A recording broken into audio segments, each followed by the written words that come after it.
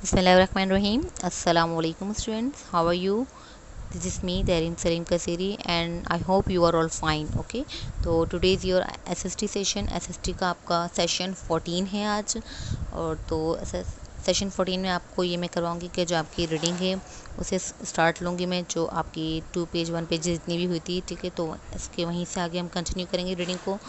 तो आज की जो रीडिंग का टॉपिक है वो आपकी माइग्रेशन का टॉपिक है। तो now take out your book and pick your pencil. Okay, let we start your reading. Okay, तो स्टार्ट करते हैं आपकी रीडिंग को।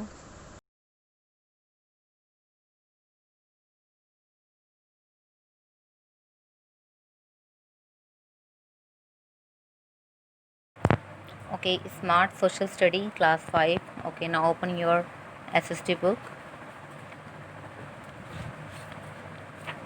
सबसे पहले कंटेंट पे जाएंगे। कंटेंट पे चैप्टर आपका हिस्ट्री ऑफ आवर वर्ल्ड है, पेज नंबर 22।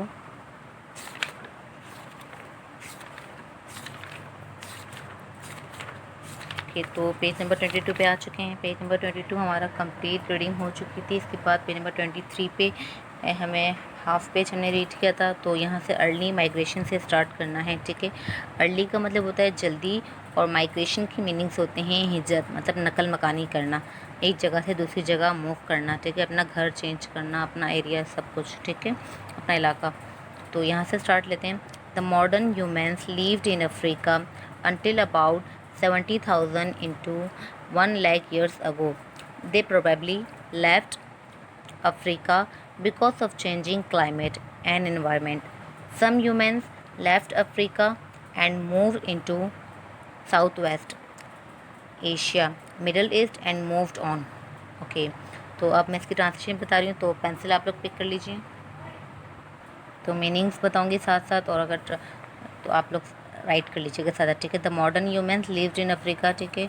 तो पहले के जो लोग थे, मॉडर्न ह्यूमन इंसान थे, वो कहाँ रहते थे? अफ्रीका में रहते थे। Until about 7,000 into 1 lakh years हो, मतलब 70,000 या लाख साल पहले की बात है ये, ठीक है। दे प्रोबेबली लेफ्ट अफ्रीका, इन्होंने अफ्रीका को छोड़ दिया था गालबन, and because of changing climate, आबो हवा की वजह से, ठीक है। क्लाइमेट कहते हैं आबो हवा को, ठीक है, उसकी तब्दीली की वजह से, एंड इन्वायरमेंट और माहौल की तब्दीली की वजह से। Some human left Africa and moved into south west Asia, ठीक है। कुछ लोगों ने, कुछ इंसानों ने अफ्रीका को छोड़ के कहाँ मूव किया था? इन्होंने साउथ वेस्ट एशिया में, यानी कि मिडल ईस्ट में, एंड मूव्ड ऑन, और आगे बढ़ गए थे। इसके बाद है as human settle into new environment, और फिर जो लोग थे वहाँ पे क्या है, दूसरे माहौल में सेट होना शुरू हो गए थे। They slowly started to differ from each other, ठीक है, वो आहिस्ता आहिस्ता एक दूसरे से मुख्तलिफ होना शुरू हो गए थे। एंड डेवलप डिफरेंट कॉम्प्लेक्शन, और मुख्तलिफ, और उनके अंदर डेवलप मतलब ये चीज़ें आ गई थी कि वो एक दूसरे से रंगो रूप में या फिर उनके अक्स में क्या हो गए थे, चेंजिंग हो गई थी, जैसे कि आइज़, हेयर, कलर, ठीक है। तो उनके इसमें ये रंगों रूप में चेंजिंग आती गई थी जब उन्होंने नकल मकानी स्टार्ट कर दी।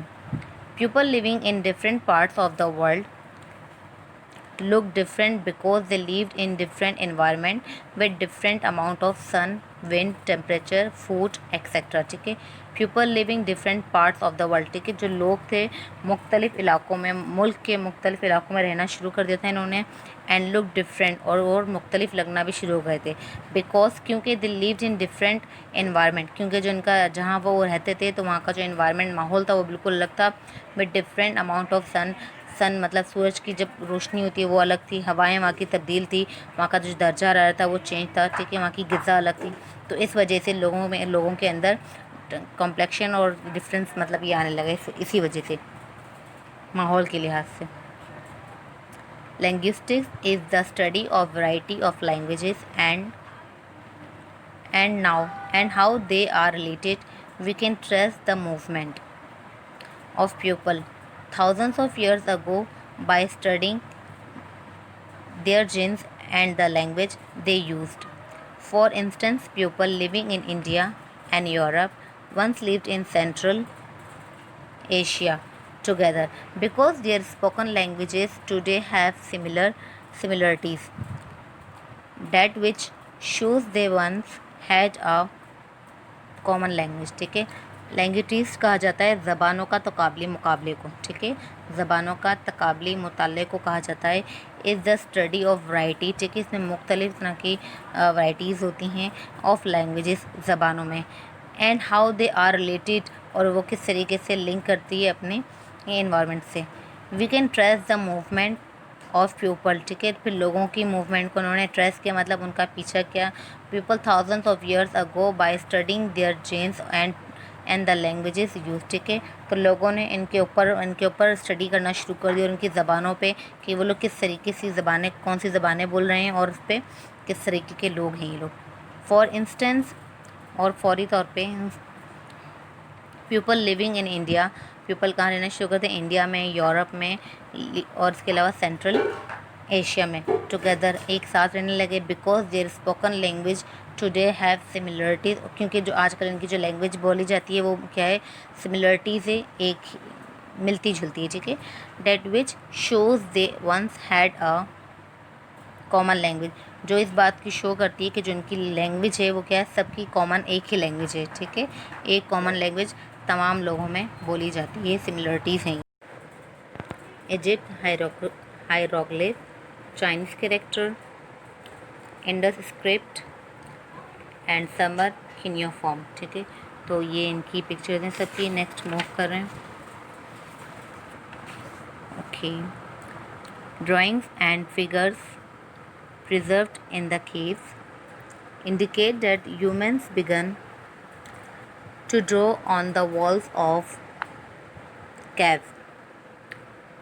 Cave paintings often depict hunting scenes, ठीक है, तो यहाँ पे ये बताया जा रहा है कि drawings and figures preserved in the cave indicate it that humans began to draw, ठीक है, स्टार्टिंग में लोगों ने क्या किया था कि कैव, मतलब कैव में ही जब उसमें थे तभी लोगों ने दीवारों पे अब कुछ पिक्चर्स बनाना, फिगर्स बनाना शुरू कर दी थी, तो इस बात की अलामत थी कि ये लोग क्या कर रहे हैं, ड्रॉ कर रहे हैं पिक्चर्स, मतलब ये वहाँ से स्टार्ट हुआ था।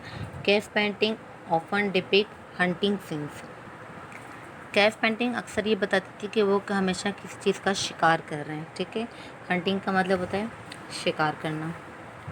Humans have lived in Africa longer than anywhere else, but the African societies adopted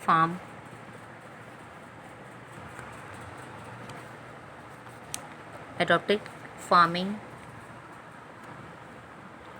much later than other parts of the world. This is due to several factors.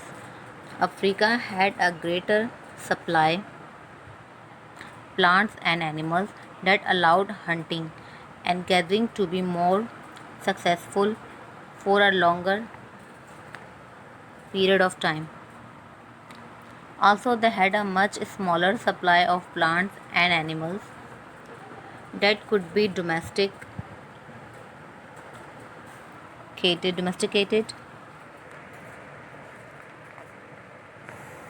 The factor kept some Africans and other similar people around the world from developing the type of advanced civilization found in the other parts of the world.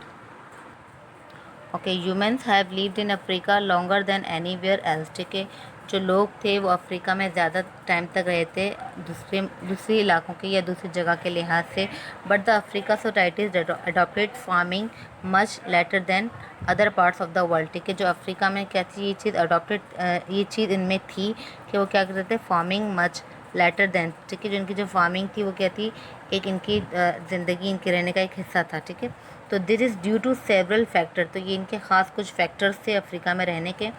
Africa had a greater supply plants and animals, ठीक है, Africa में क्या होता था कि वो बहुत बड़ा सप्लायर था किस चीज़ का, प्लांट्स और एनिमल्स का, that allow hunting the gathering to be more successful, ठीक है, इन चीज़ को इन अफ्रीकन्स को ये अलाउ था कि वो क्या कर सकते थे, हंटिंग शिकार वगैरह कर सकते थे, and to be more successful for a longer, तो ये इनकी कामयाबी का एक राज था, ये इनकी कामयाबी की वजह थी, लॉन्गर पीरियड ऑफ टाइम, ठीक है, तभी वो वहाँ पे ज़्यादा अरसे तक रहे थे। Also they had a much smaller supply, इसके अलावा एक स्मॉलर सप्लायर भी हैं ऑफ प्लांट और एनिमल के। दे कुड बी डिमोस्टिकेटेड, जो क्या था, एक आप घरेलू लिहाज से, मतलब आपकी मुल्क के लिहाज से था। The factor kept some Africans and other similar people around the world. Okay, तो यहाँ पे एक वर्ड था डोमेस्टिकेटेड, मतलब कि उन्होंने घरेलू इस्तेमाल के लिए भी इन चीज़ों को वो बना लिया था, ठीक है। और उसके अलावा फैक्टर केप्ट सम अफ्रीकन्स, ठीक है, तो ये चीज़ सम अफ्रीकन के अंदर मौजूद थी।